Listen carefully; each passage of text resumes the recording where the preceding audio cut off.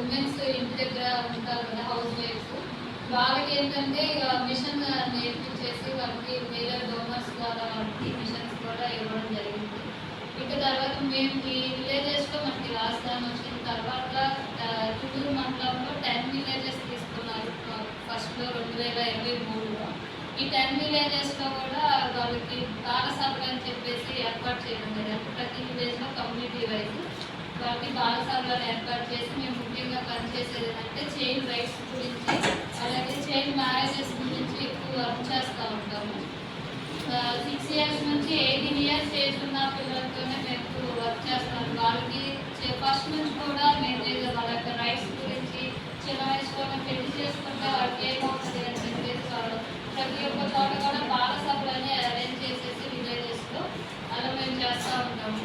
తర్వాత నెక్స్ట్ 2024 ఇంకా 14 విలేజెస్ కలిపి మొత్తం తుళ్ళూరు మండలం, మంగళగిరి, తాడేపల్లి మండలంలో 24 విలేజెస్ చేస్తాము. ఈ లాస్ట్ ఇయర్లో మేము చేసిందంటే స్టడీ సెంటర్స్ కూడా పెట్టాము మేము. ఏంటంటే ఎవరైతే డ్రాప్ అవుట్ స్టూడెంట్స్ ఉంటారో కదా, స్కూల్ లాంగ్ ఆబ్సెంట్ అయిపోయి వెళ్ళకుండా ఉన్న వాళ్ళ కోసము ట్యూషన్ టైప్ అన్నమాట. మేము వాళ్ళ దగ్గర ఎలాంటి ఫీజు తీసుకోము. ఎవరైతే వాళ్ళు చదువుకోకుండా కొంచెం ఇర్రెగ్యులర్గా ఉన్న వాళ్ళు కానీ చదవడం రాయడం రాని వాళ్ళ కోసమని ఇలా 24 విలేజెస్లో మేము ఒక వాలంటీర్ని చూసి ఇంటర్ డిగ్రీ అయిపోయి ఖాళీగా ఉంటే వాళ్ళకి ఎంచుకొని మేము పిల్లలకి డ్రాప్అవుట్స్ వాళ్ళ యొక్క రాయడము, చదవడము, అలాగే చదువు మీద ఇంట్రెస్ట్ కల్పించాలని స్కూల్లో రీజాయిన్ చేయించడము, ఇలాంటివన్నీ చేసాము. ఇప్పుడు ఈ సంవత్సరము మేము చేస్తున్నప్పటికీ ఇంకా మెన్స్ట్రువల్ గురించి ఆడపిల్లలకి వాళ్ళకి పీరియడ్స్ వచ్చినప్పుడు ఎలా ఉండాలి ఏంటి ఇవన్నీ కూడా స్కూల్స్లో ప్రోగ్రామ్స్ కండక్ట్ చేస్తాము. అలాగే బాలసభలు చేస్తాము. ఇప్పుడు ఇంకా కొత్తగా హెచ్ఐవి దాని గురించి కూడా మేము అవగాహన కల్పిస్తున్నాము. మేము మొత్తం కూడా కలిపి ఇయర్ కొత్తగా 60 విలేజెస్ తీసుకున్నాము.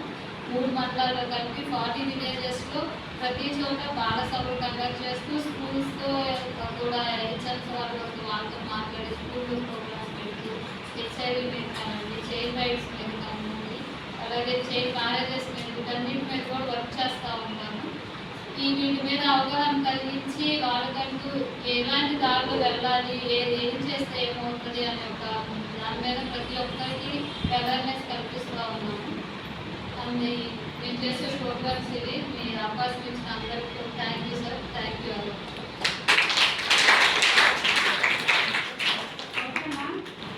అయితే ఇప్పుడు మనకి ముందుగా మీకు మంచి విషయాలు తెలియజేయడానికి ఫస్ట్ మన ఎస్ఐ గారు లోకేష్ గారు మాట్లాడతారు.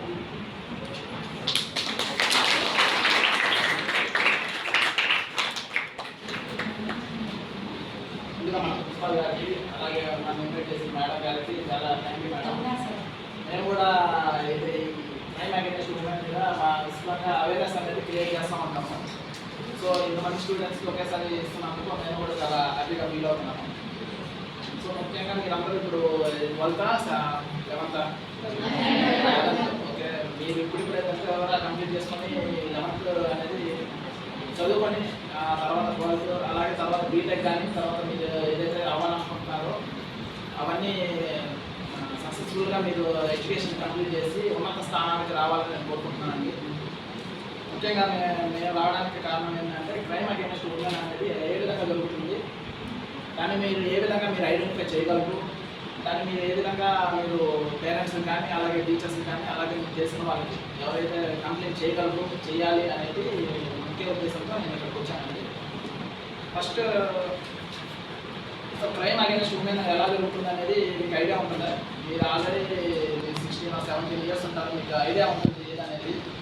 గుడ్ టచ్ బ్యాడ్ టచ్ అనేది మీద మీకు అవగాహన అనేది ఉంటుంది ఖచ్చితంగా. ఇక్కడ మామూలుగా జనరల్గా జరిగే క్రైమ్స్ గురించి నేను చెప్తాను, ఓకేనా?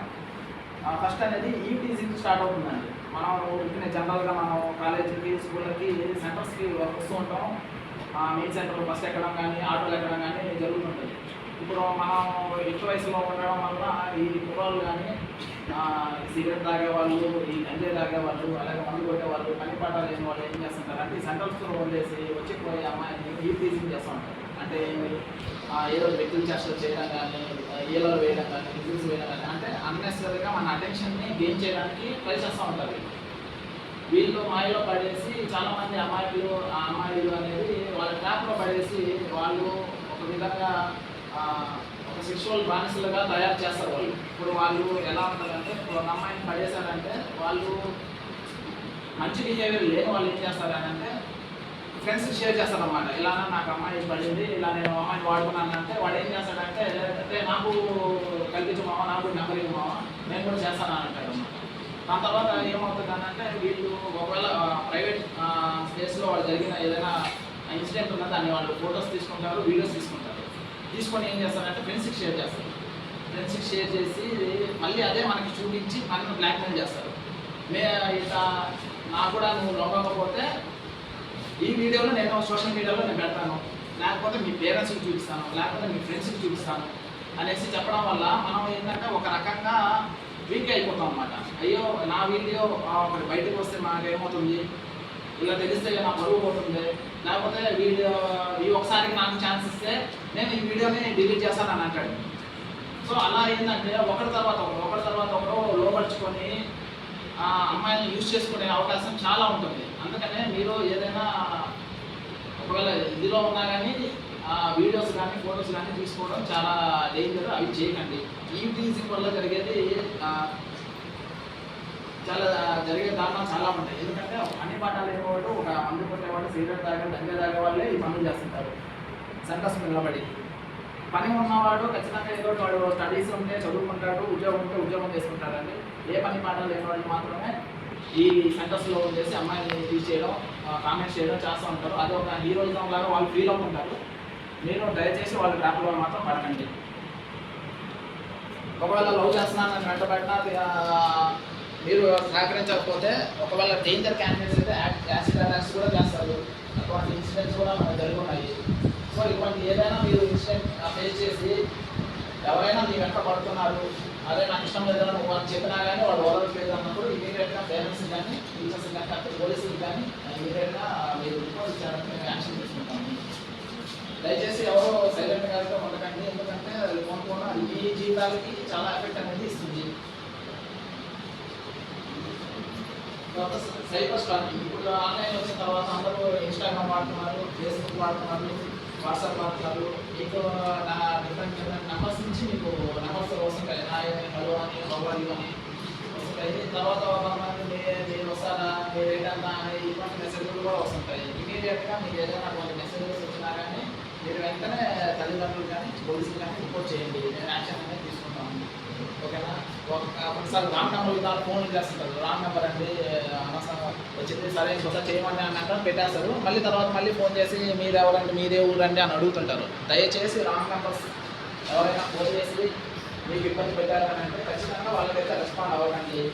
ఎందుకంటే అవతల వ్యక్తి ఎలాంటి వాళ్ళు ఏ ఉద్దేశంతో మనకు చేస్తున్నారు అనేది మనకు తెలియదు. మనం అనవసరంగా వాళ్ళతో కాంటాక్ట్ అయ్యి వాళ్ళ మాయలో పడ్డామని అంటే వాళ్ళు ఖచ్చితంగా మనం తీసుకెళ్ళి ముంబైలోనే అమ్ముతాడు. ముంబైలోనే ఒక హౌసెస్ ఉంటాయి, అక్కడ సెంటర్స్ ఉంటాయి, వాళ్ళకి అమ్మేసి గమ్మని చేతులు చూపుకొని వస్తారు. చాలా కేసెస్ మేము అక్కడి నుంచి అమ్మాయిని తెచ్చి వాళ్ళ పేరెంట్స్కి అప్పచెప్పిన కేసెస్ కూడా చాలా ఉన్నాయి. ఎందుకంటే నేను ప్రేమిస్తున్నాను, లవ్ చేస్తున్నాను, నేను అంటే నాకు ప్రాణం 170 ఎవరు లేరు అని అంటారు. అమ్మాయిలు ఈజీగా అన్నారు, మీ వయసు వాళ్ళు ఈజీగా బ్యాక్లో పెట్టిపోతారు. ఎందుకంటే మీకు అంత అవగాహన లేదు, అవేర్నెస్ లేదు, బయట సొసైటీ గురించి నాలెడ్జ్ లేదు. మీరు ఓన్లీ చదువుకుంటున్నారు కాబట్టి మీకు దాని మీద అవగాహన ఉండదు. వాడు ఏదో 4 మాటలు చెప్పగానే మీరు అది వాడు చెప్పేవని నిజమని అనుకోని వాడు మన ఎట్లా వదులుతాం, మీరు క్వశ్చన్ వేస్తే మీ నగలు తీసుకోవాలి, మీ డబ్బులు తీసుకోవాలని వాడే అంటాడు. తీసుకెళ్ళిన తర్వాత ఆ నగలు తీసుకుంటాడు, డబ్బులు తీసుకుంటాడు, మేము మన డైరెక్ట్గా ఆ మొబైల్లోనే అమ్మేస్తాడు. సో అటువంటి వాళ్ళ విషయంలో కానీ చాలా జాగ్రత్తగా ఉండండి. అలాగే వీడియో కాల్స్ చేస్తుంటారు. మామూలుగా లవర్స్ వీడియో కాల్ లవర్స్ అయిన తర్వాత ఇప్పుడు వీడియో కాల్స్ కామన్గా జరుగుతున్నాయి. సో ఏదైనా ఒక వీడియో కాల్ చేసిన తర్వాత అతను మిమ్మల్ని న్యూడ్గా చూడమని చేయమని చేస్తుంటాడు. సో మీరు ఎవరైనా కానీ ఎంత నమ్మినా కానీ అతను న్యూడ్గా అడిగాడంటే అతను మైండ్ బ్యాడ్ అని మీరు ఫిక్స్ అవ్వాలి. సరే మనవాడే కదా, మనవాడి ఏముంది, మన ఎప్పుడైనా మనం ఒకటే కదా అనుకుని మీకు చూపించారంటే వాడు స్క్రీన్ షాట్ తీసుకుంటాడు, రికార్డింగ్ చేసుకుంటాడు, వాడి గొప్ప కోసం వాడు ఫ్రెండ్స్ తీసుకుంటాడు. ఎవరు నమ్మరు కదా, వాడు చెప్పుకుంటా ఉంటే వీడికి అమ్మాయి పడటం ఏంటా, వీడి కోసమే ముసినల్లో ముంగినట్టు ఉంటాడు, వీడికి అమ్మాయి పడటం ఏంటంటే వాడు ఫ్రాన్స్లో ఉంటాడు.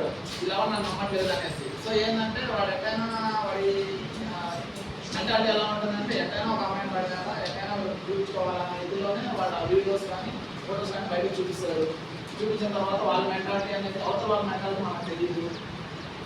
అందుకనే మీరు ఎటువంటి రిలేషన్లో ఉన్నా కానీ వీడియో కాల్ ఆడియో కాల్లో కానీ మీరు న్యూడ్గా కానీ న్యూడ్ ఫోటోలు కానీ పెడతామంటే మీరు దయచేసి మీరు పెట్టకండి. అది తర్వాత ఎందుకంటే ఈరోజు మీరు పెడతారు, ఈరోజు మీకు బాగానే ఉంటుంది, గడిచిపోతుంది. 2 years తర్వాత 3 years తర్వాత మీకు అతనికి ఏదైనా చిన్న గొడవలు వచ్చాయనుకోండి, ఆ వీడియోస్ అతనే బయట పెట్టేస్తారు. ఒకవేళ అతను వేరే వాళ్ళు చూపించుకుపోయినా అతను వేరే ఉన్నా కానీ అతను వేరే వీడియో చూపించి మిమ్మల్ని బ్లాక్మెయిల్ చేసి మాట్లాడుతారు. అల్టిమేట్గా ఫైనాన్షియల్ ఇది తప్ప వాళ్ళకి వేరే మెంటాలిటీ ఉంటుంది, అంటే వేరే గోల్ ఉండదు. ఫైనాన్షియల్గా చూపించడం, బ్లాక్మెయిల్ చేయడం, డబ్బు తీసుకోవడం. సో అందుకని ఎవరైనా కానీ ఎంత రిలేషన్లో ఉన్నా కానీ మీకు న్యూడ్ వీడియో